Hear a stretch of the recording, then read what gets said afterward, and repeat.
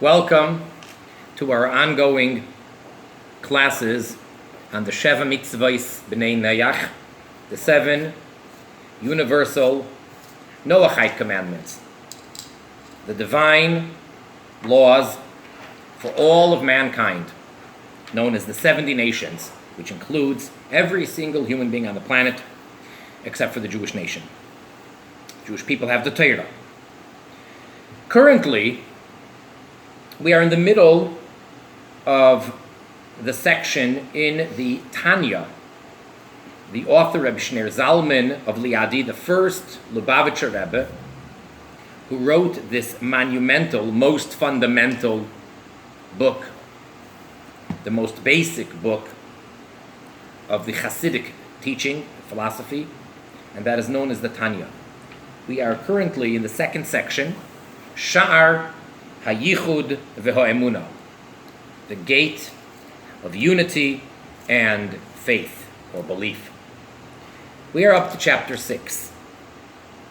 Previously, the author that we refer to as the Alter Rebbe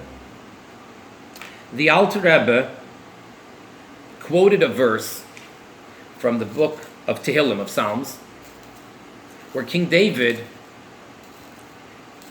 states, Ki shemesh u'magen Hashem Elokim, using the two of the names of God, Yud Kei Vav Kei, and Elokim. And allegorically is referring to it as Shemesh, sun, u'magen, and the shield of the sun. And we explained, the Alter Rebbe explained, that basically there are two attributes. We can understand that from ourselves, from human nature, but really that's just because it's a reflection of how it is on high, how God made his, so to say, tools. As it says in Genesis, when it came to the creation of man, the man was made in the image of God. So part of that is that the emotions that we have, the various attributes that we have, intellect and emotion, character traits, are really a reflection and a down chain, if you will, of how it is on high. So when it comes to emotions, basically there are two opposite feelings. We operate on two feelings in general. One is chesed, kindness, and the other is gvura, strictness or severity or strength. Chesed is the idea of giving. Kindness is to bestow, to share, to influence, to give. Gvura, strictness or strength, is the opposite, to withhold, to make borders, to limit. Now, being that God is infinite, so too all of his attributes are infinite. So his attribute of chesed, of kindness, is infinite giving. Giving beyond any limitation, without any borders or restrictions. And likewise, the attribute of gevura, of withholding or concealing, is also complete and absolute. And it's that balance, it's that blend that God uses in creation.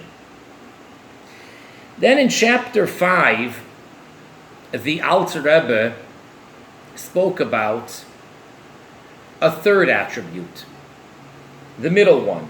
Chesed would be to the right, Gvura would be to the left, and then we have the middle, the blend of the two, and that's referred to as rachamim, compassion or mercy, or known as tiferes as well. And what is rachamim?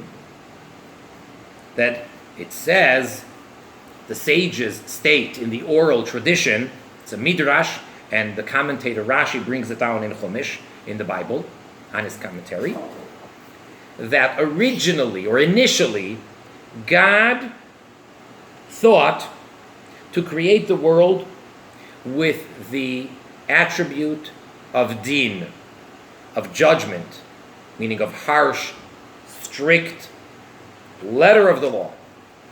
He saw that the world will not be able to exist as such.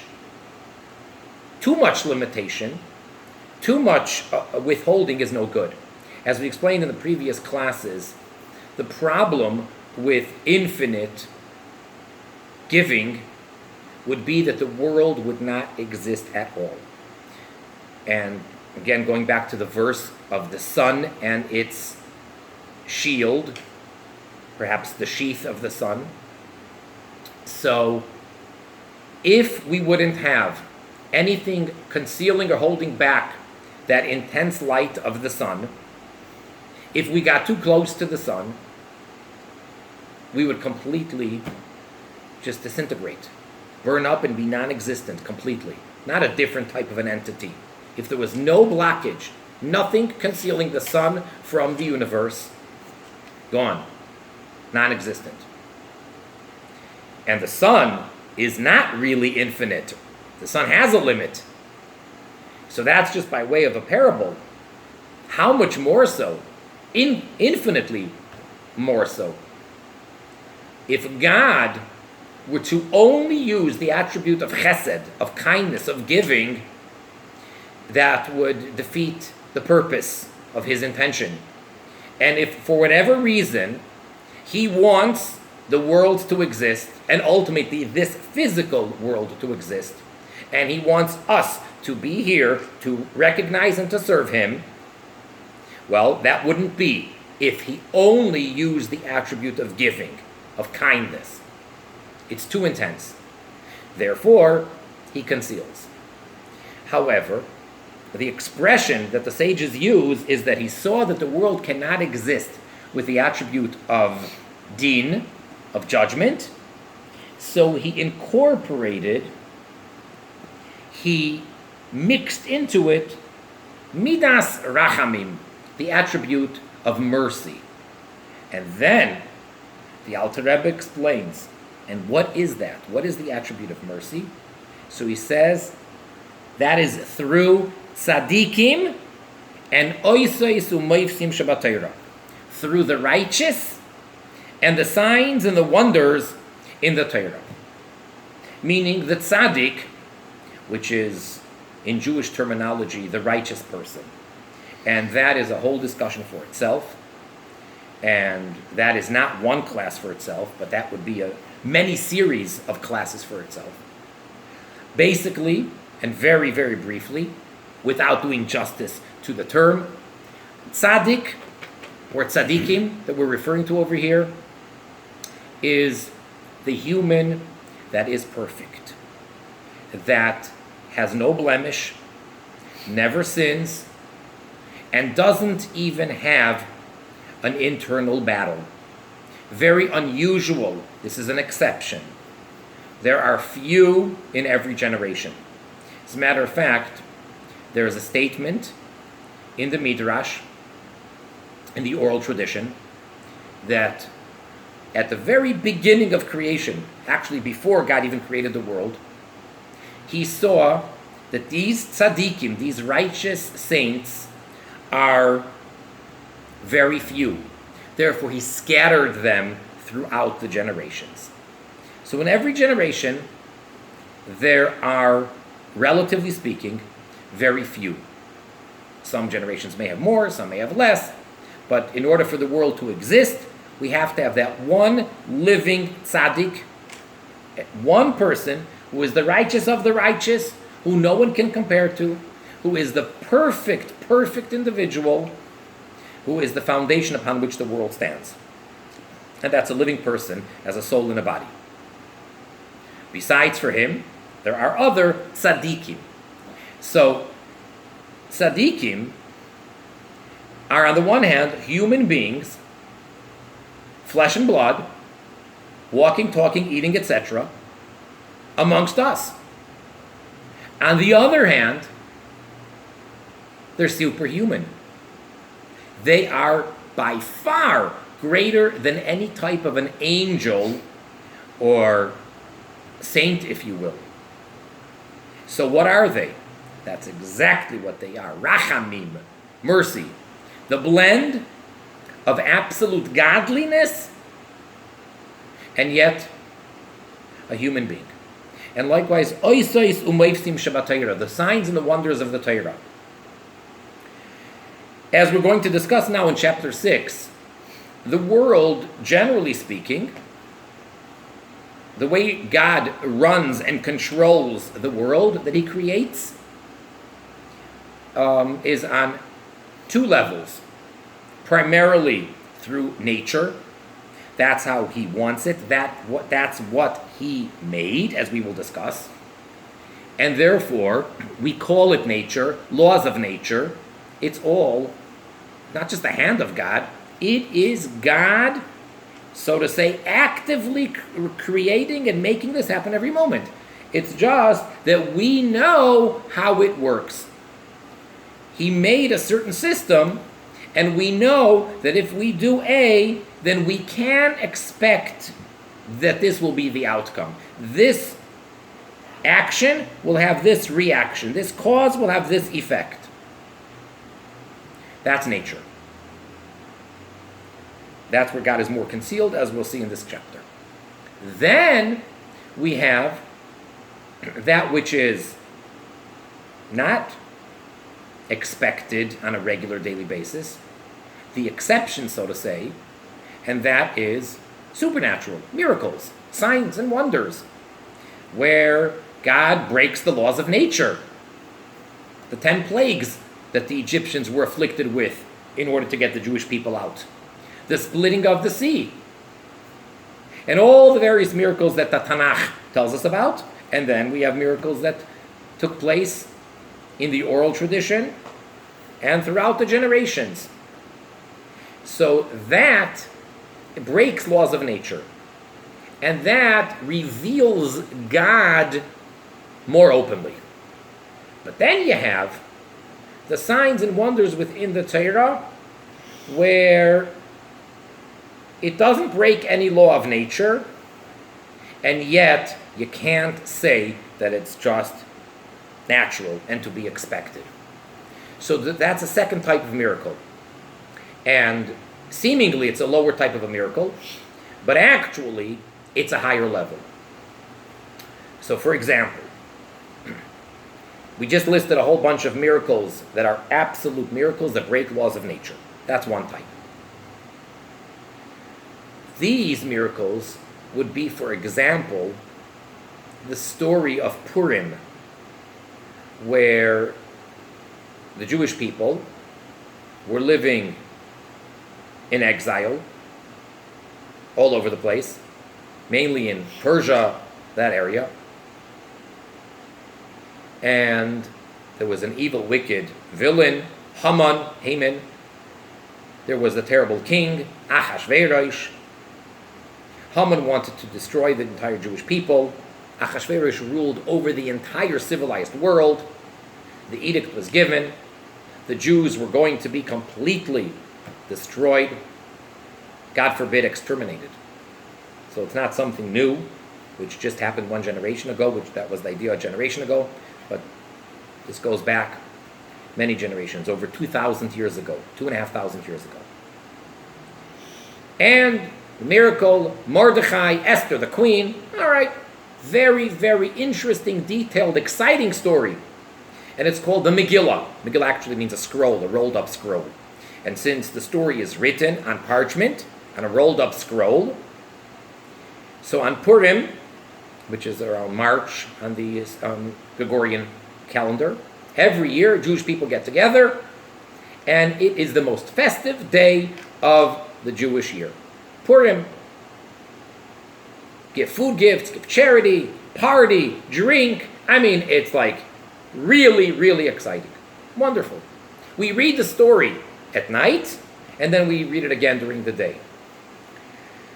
The Megillah, 10 chapters, it's read in synagogue generally. There's a special tune that it's read in. It takes about 30 to 40 minutes to read. And whenever the name of the villain is mentioned, all the children make noise with their noisemakers. Very exciting. People dress up. Getting back to the point. The whole story. 10 chapters. 3/4 of an hour to read the whole story. Amazing story. Miraculous. Not one law of nature was broken in that whole story. It's a string of events. When it's put together as one big story, so then we see the hand of God. But as it was happening, it wasn't a story that happened one day, next day, and then over a couple of days or a couple of months. Everything worked out just right. This queen was killed by her husband. He needed another queen. He found a queen. She's Jewish. He didn't know her identity. Years go by. He appoints her cousin to be one of the statesmen.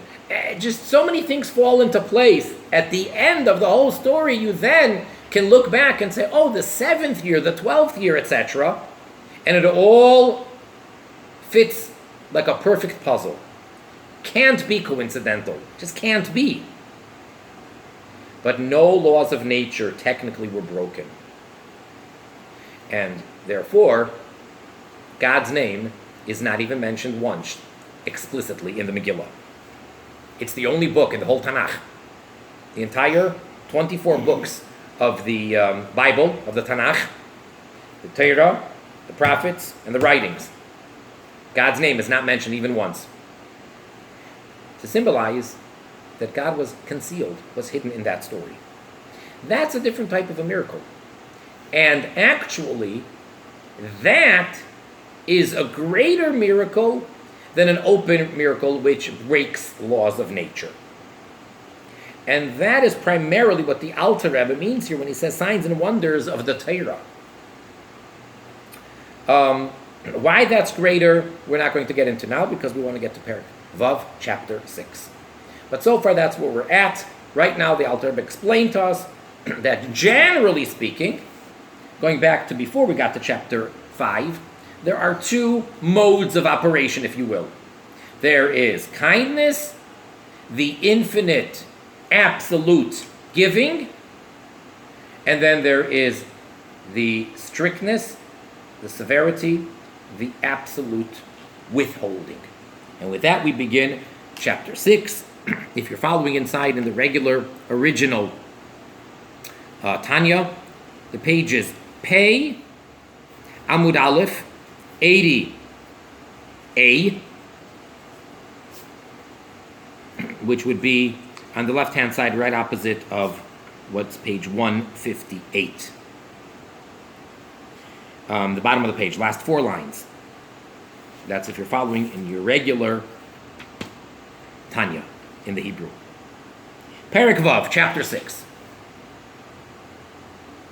V'hinei, and behold, Shem Elokim, the name of God, of Elokim.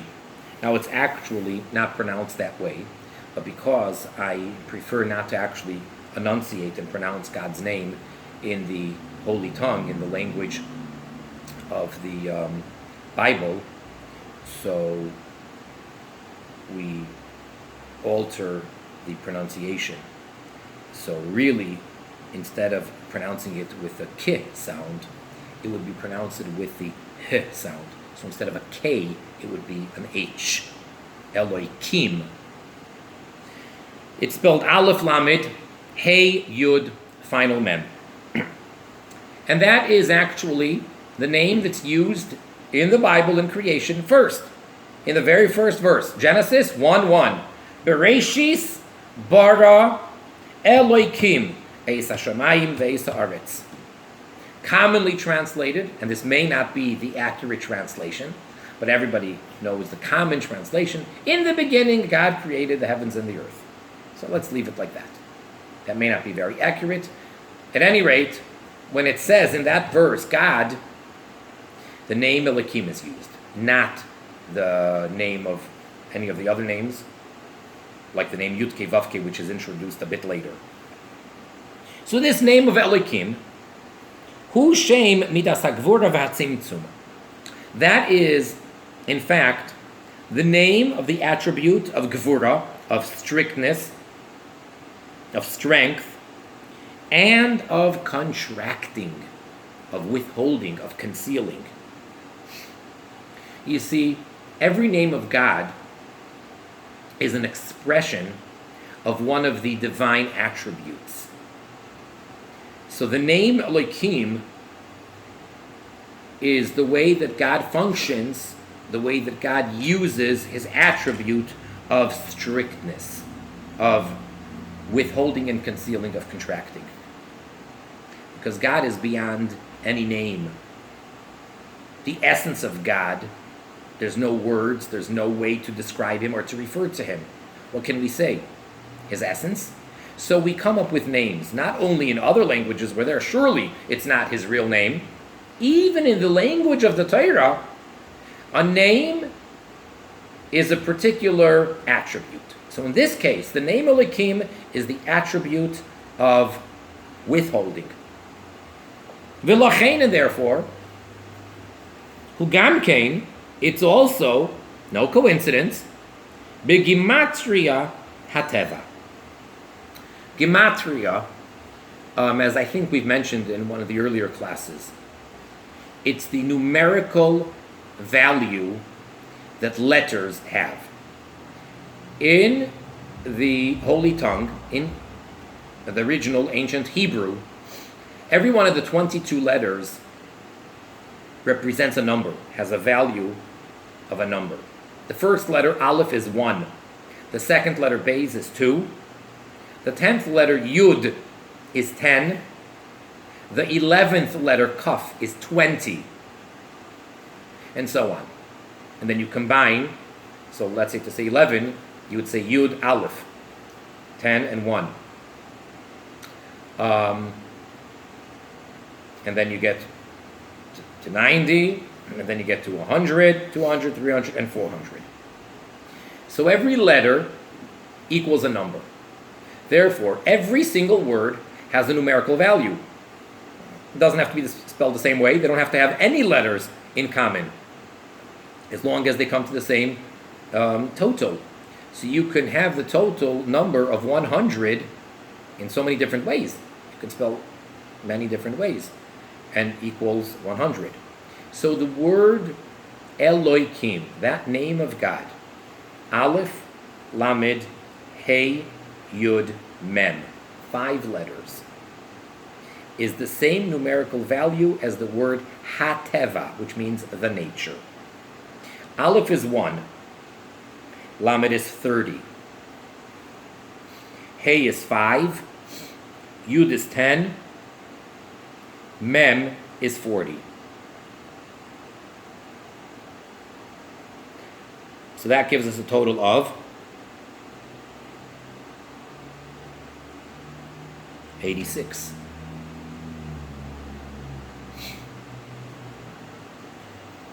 Hateva, the nature.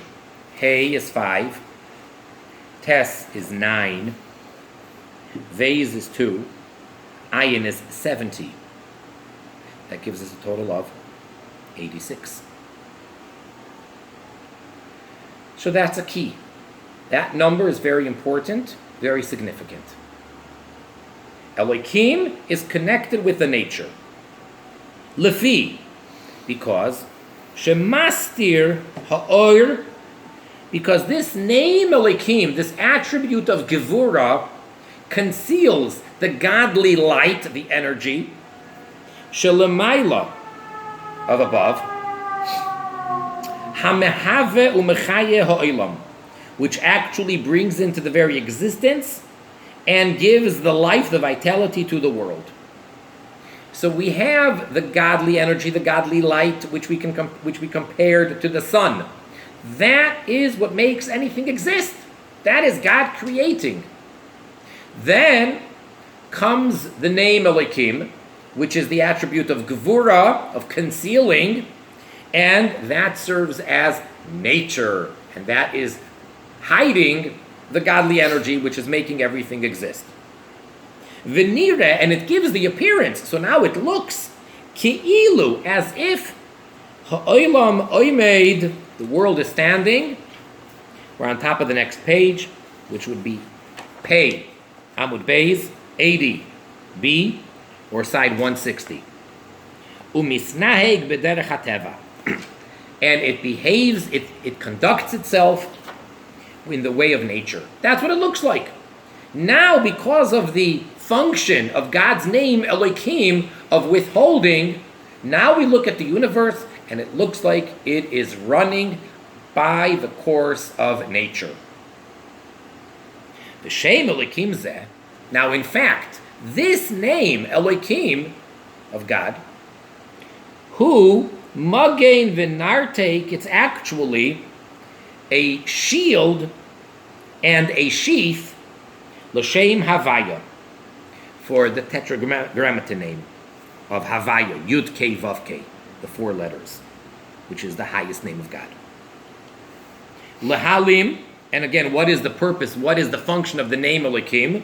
To conceal Ha'or, the light, the Hachayus, and the vitality, Hanimshach, which is drawn down, Mishem Havaya, from this name, from the higher name of Yud Kei Vav Kei, Umehave Me'ayin Liyesh, and the name Yud Kei Vav Kei is creating from absolute nothingness into becoming an existence, an entity.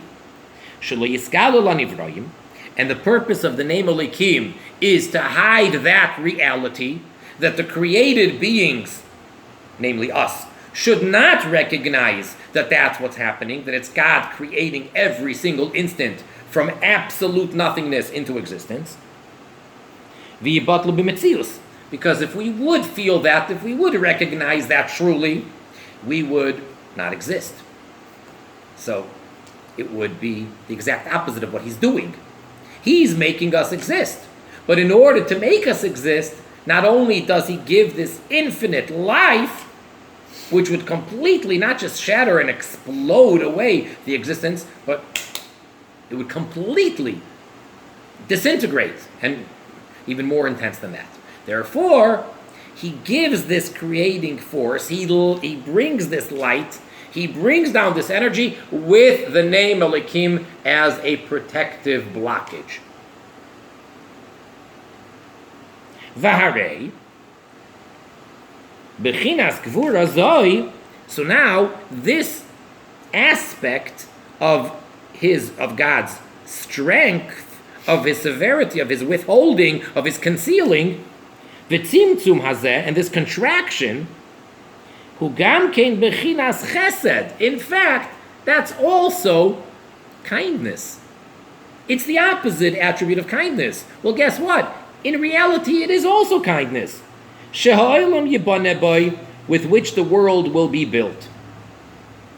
V'zoihi, so this is Bechinas Gvura Haklula B'Chesed. This is the attribute of strength, of severity, which is incorporated and included in kindness. So very briefly, let's explain it as follows. Let's talk about the 7 attributes known as midos, measurements, modes of operation. There are, generally speaking, as we said, 2 opposite paths, approaches, and then there's also the third. But when you break it down into the subdivisions, there's a total of 7. 6 and then a 7th. Now, each one of them has all the others in it. So let's take the first one, chesed.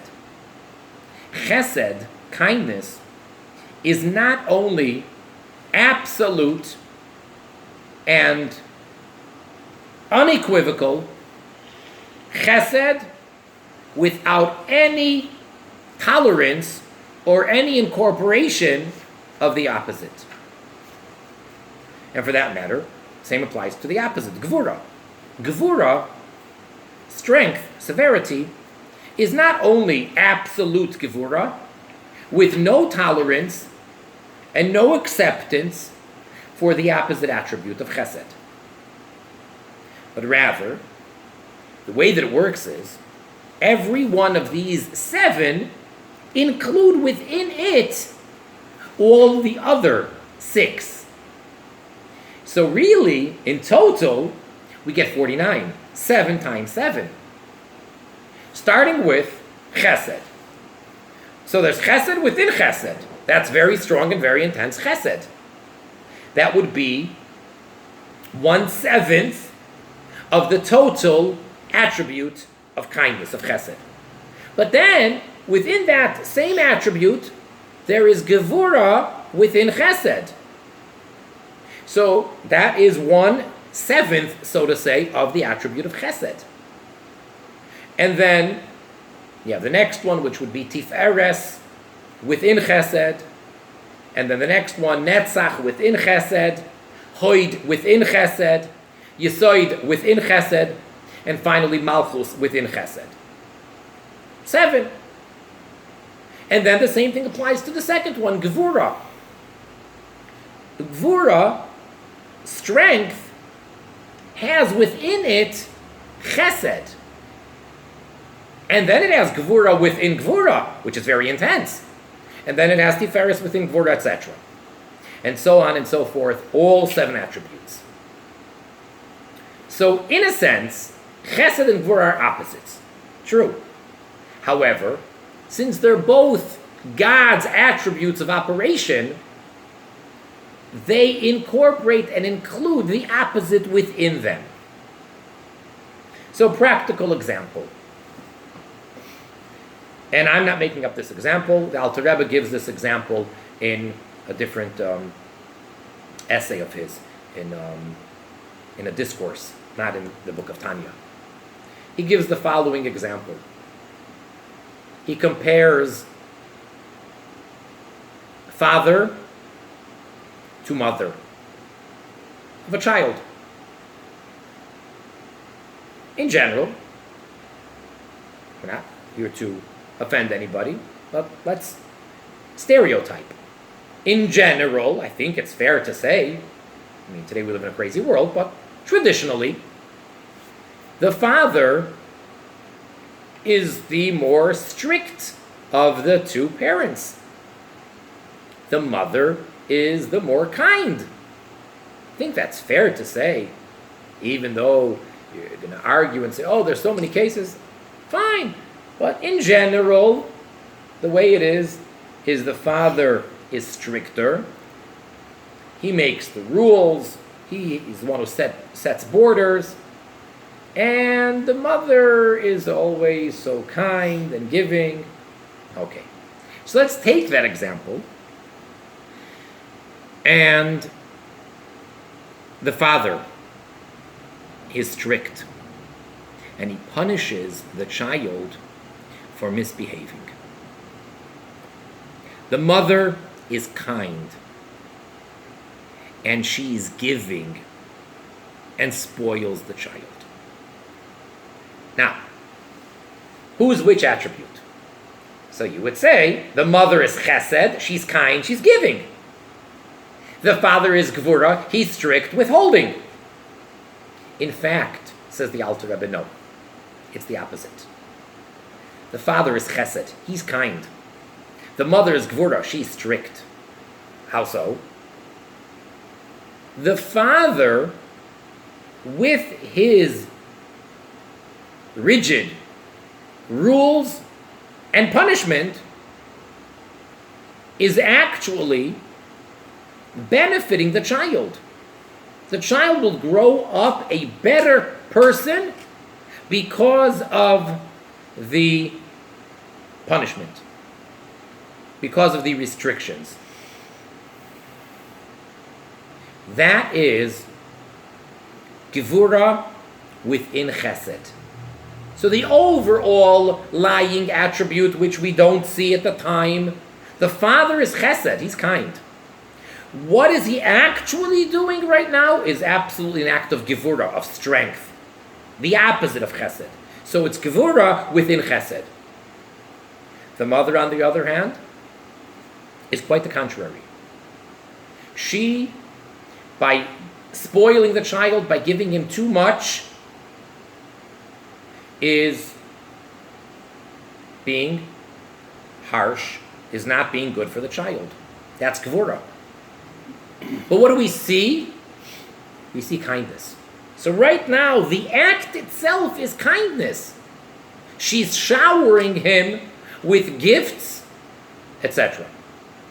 She's letting him get away with being mischievous, inappropriate, wrong, whatever. So the act itself is chesed, but it's chesed within gevura. All right. Point is that we have an incorporation of all the midos. So there is such a thing of chesed within chesed, which is absolute and total giving. And there is such a thing of gevura within gevura, which is absolute and total withholding. That's not the case here. Here, when we say that God is using two of his attributes in creation, the chesed is giving. And that attribute of withholding, of concealing, of contracting that godly energy, that is gevura with the way that it's included and incorporated within chesed. So in fact, it's really all chesed, all kindness.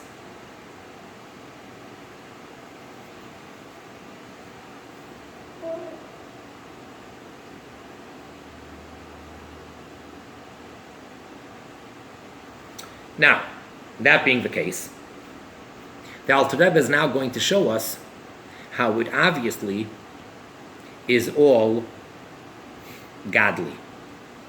If the opposite attributes can not just tolerate, but can actually be incorporated together, if they're opposites, how could that be? That's because it is really God, and God in the core essence is beyond any description, as we said, beyond any attribute. You cannot say that God is kind. You cannot say that God is strict. Is he kind? Yeah, of course. Is he strict? Yeah, of course. Is there reward and punishment? Yeah. But that's not the essence of God.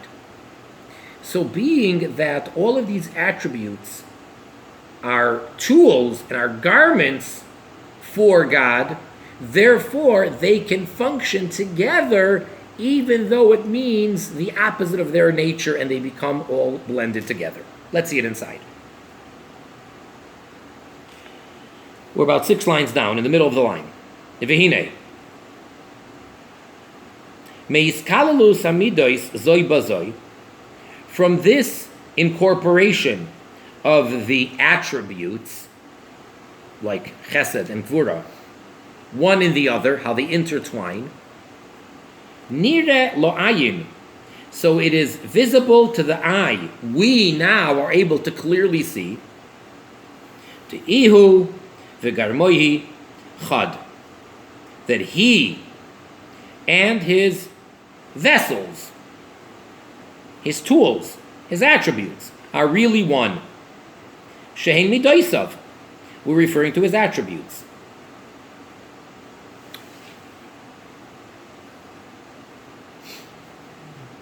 And that's only because that's the way it is with God. Otherwise, in essence, a person, for example, is not his attributes or his character. He can change that. That's what Torah believes. I'm not speaking about what psychologists will tell you, and that changes from decade to decade or from time to time. According to the Torah, a person can change their character. Maybe a lot of work, but they can actually change it. Because our character, that much of it is genetic, much of it we are born with, that's true. And much of it is influence from our surrounding. And there are all these things which affect it. That's true.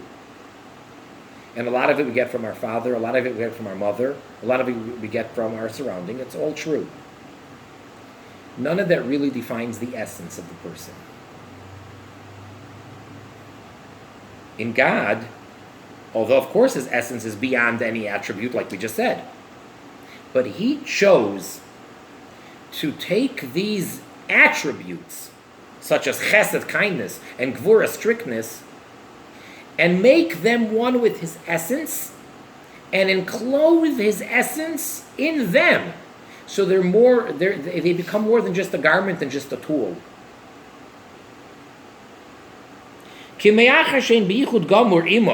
Because being that they are with an absolute unity with him, it's not like a tool that a person uses.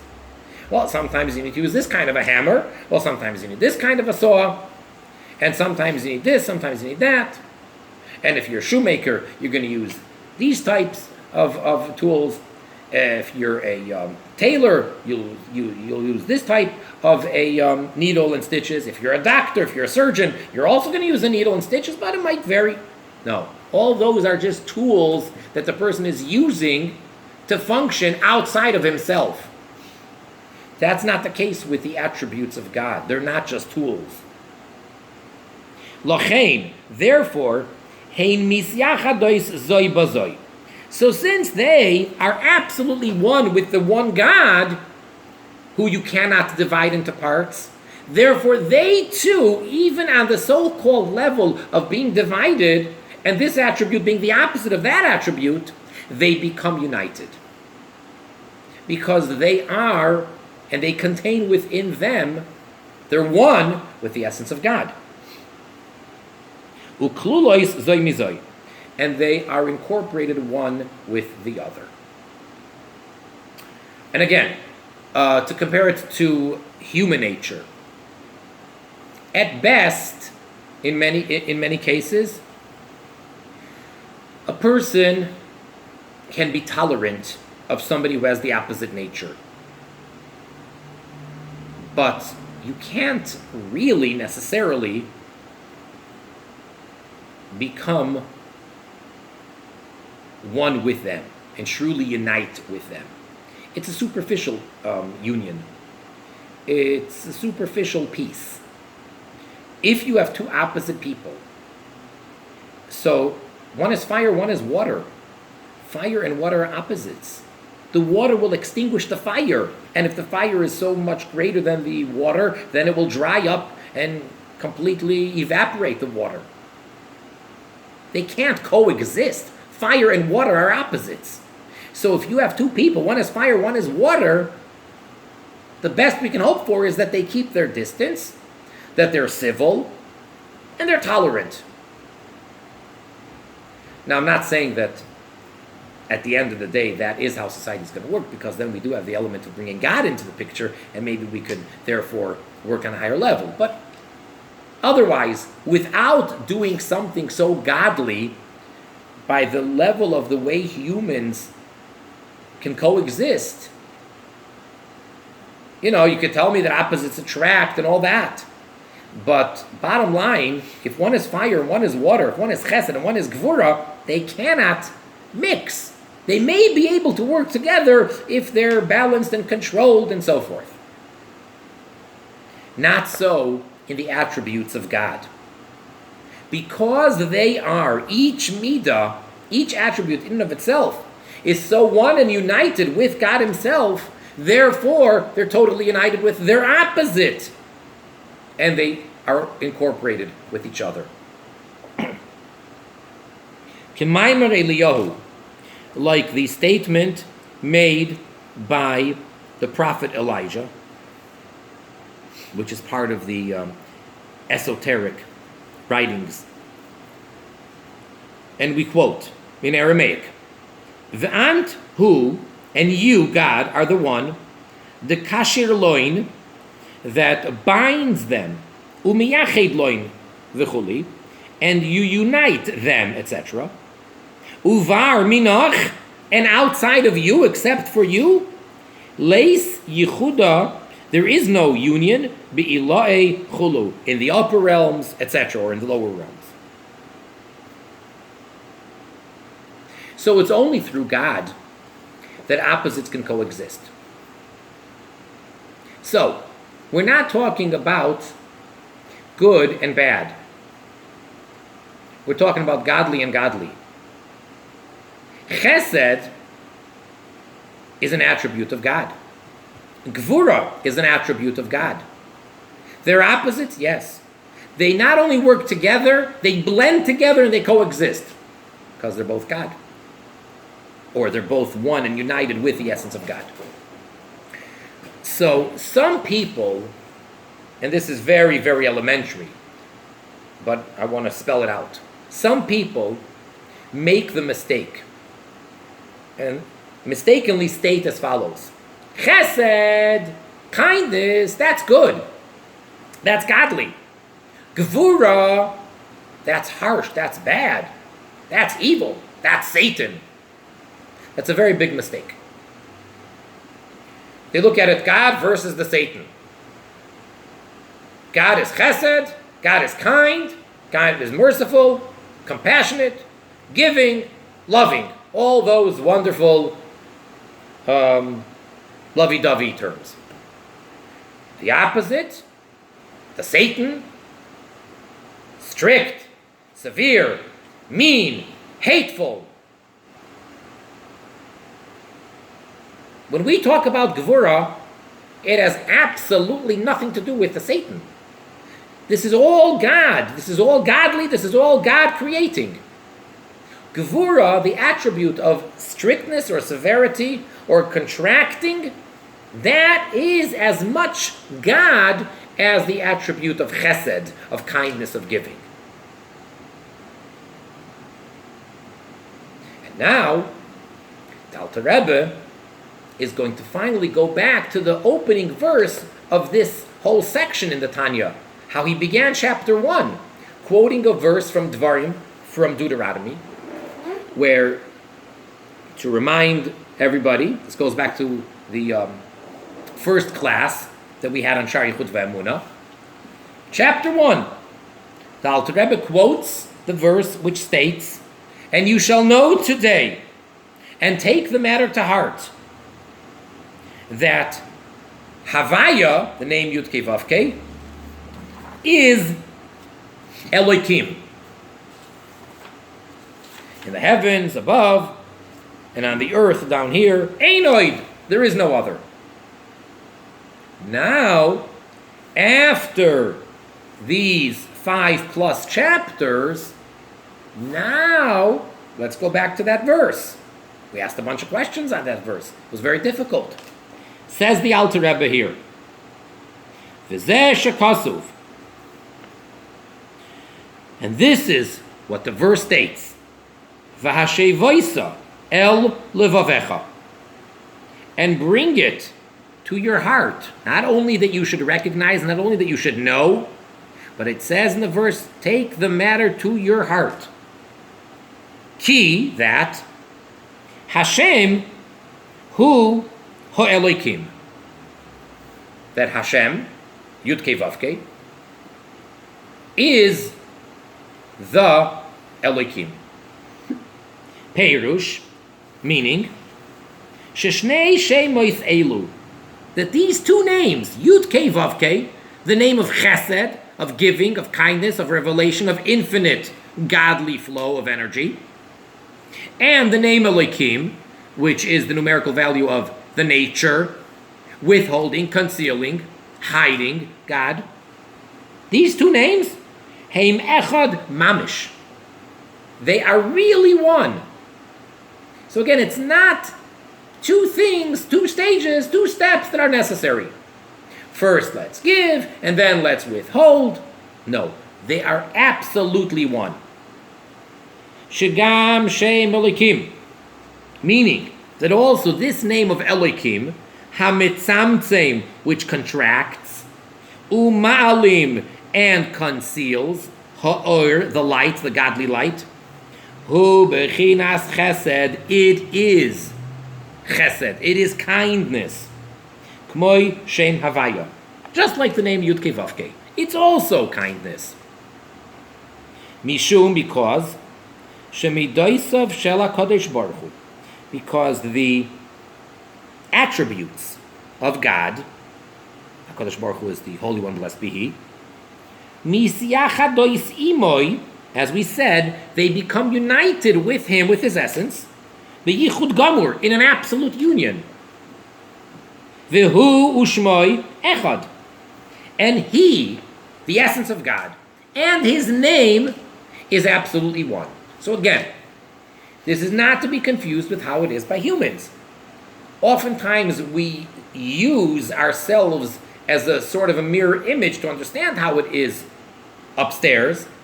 Like we said earlier, that it says that God created man in the image of God, so therefore we can understand how we function to have a little bit of a glimpse of, but we have to understand that at certain points it's absolutely different. So for instance, a name of a person, which can have a whole seminar on that, is very significant and very important. And when people name their children, they should take care and concern, not just because the kid may not want to grow up as a boy named Sue, yeah. And not just that, you want to be considerate for your child and don't have to put them through getting to a point where they're going to legally change their name or whatever. But besides that, a name has a very strong influence on a person. There's a story, getting a little bit off subject for a moment, there's a story brought down in the Talmud that there were a group of Mishnaic sages. And they came and they were staying in an inn. They were lodging on the way, traveling. So they all deposited their money pouch with the clerk, except for one of them, Rabbi Meir. Rabbi Meir said, "It's okay, I'm going to hold on to my money." In the morning, when they got up and they were ready to leave, and they all came to the clerk to get back their money that they deposited with him for safekeep. "I don't know any money. None of you gave me any money." And all their screaming and yelling, whatever, all their demands, there were no witnesses, there's no document, and nothing. So the only one who really was able to still walk out with his money was Reb Meir. So his friends, his colleagues asked him, "How did you know? Why would you not deposit the money with the clerk as we all did?" So Reb Meir was very conscientious, and he was very much into names, and he would derive and make decisions about people based on their names.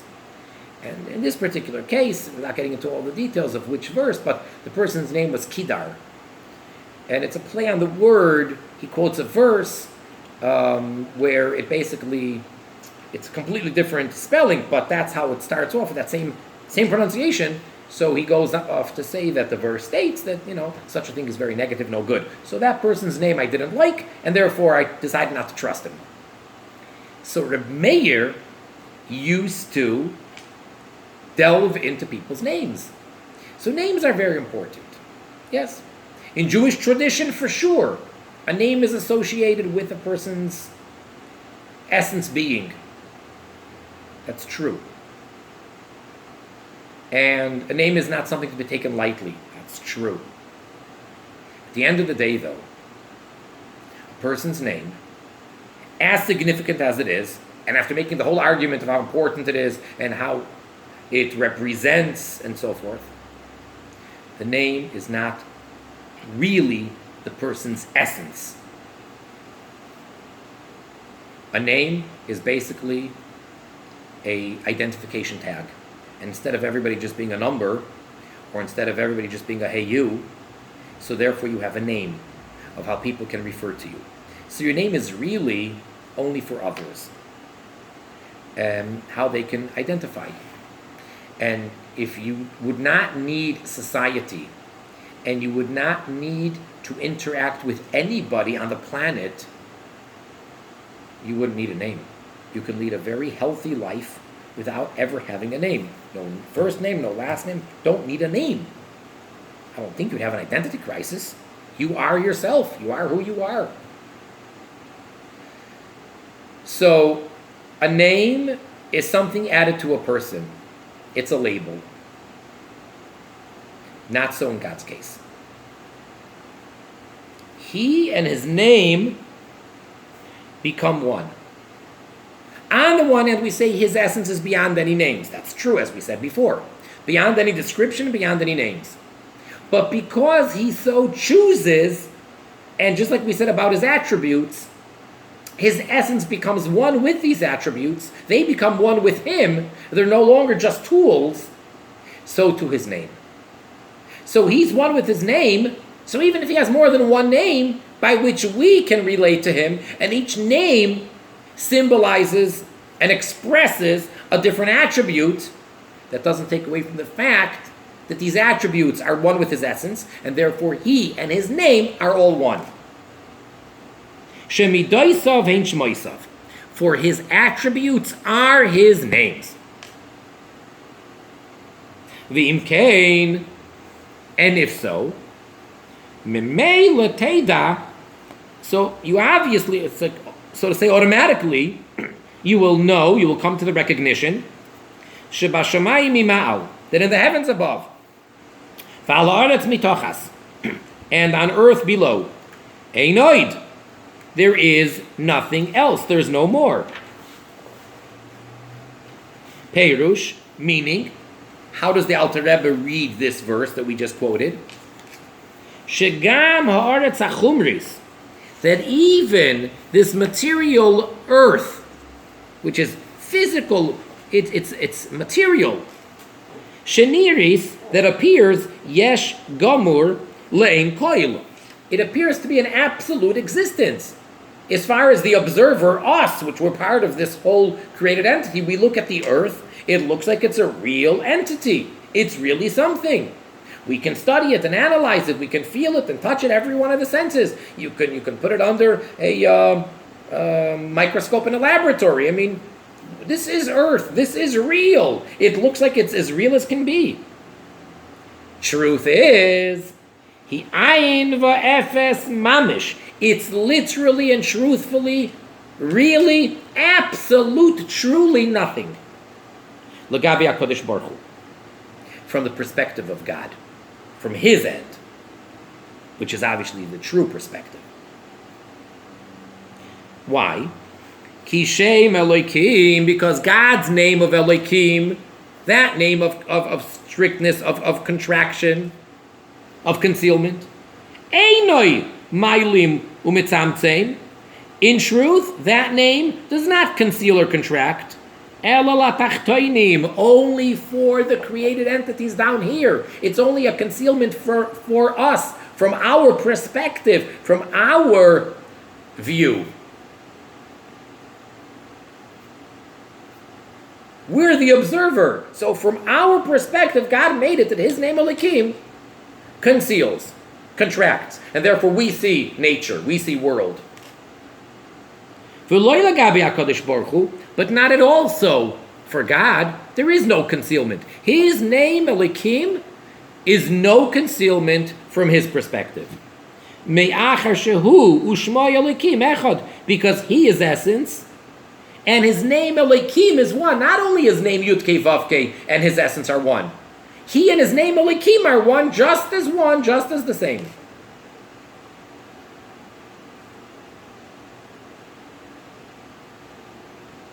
And therefore, Gam Haaretz, also this land, this earth, this planet, Umitachas Laaretz, and underneath, the whole, go as deep as you want, all the water down there, everything deep, deep down, under the surface. Hein ayin v'efes mamish l'gabi HaKadosh Baruch Hu. With regards to the perspective of God, They are absolute, totally, literally, really non-existent and nothing. Not like nothing, not as if they don't exist, not insignificant. They are non-existent literally. Ve'einon nikrois b'shem klal. And they're not called by any name at all. Not even puny, not even insignificant. Those are all words, those are all labels. None of that.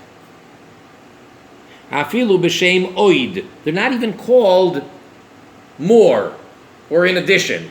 That's what the verse concludes by saying ein oid. There is no oid. Oid means more. Shu l'shem tafel. The word oid means secondary. So it's not like, no, God is primary. God is real. And everything else that he created, the whole existence, well, that's very secondary. No. It's not even that. Ein oid. There is no secondary.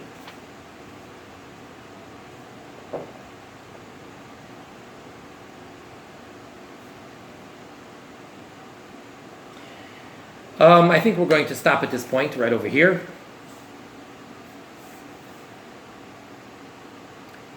So today we really, the Alter Rebbe took us